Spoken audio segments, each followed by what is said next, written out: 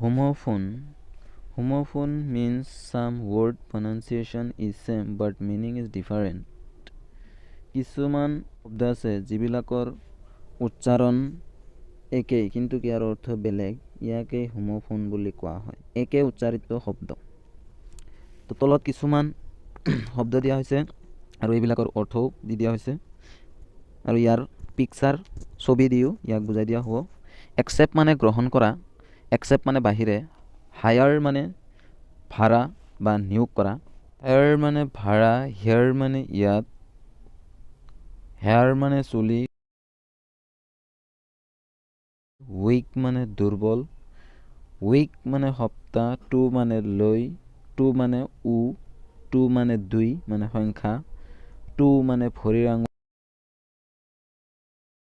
C মানে দেখা, C মানে সাগৰ,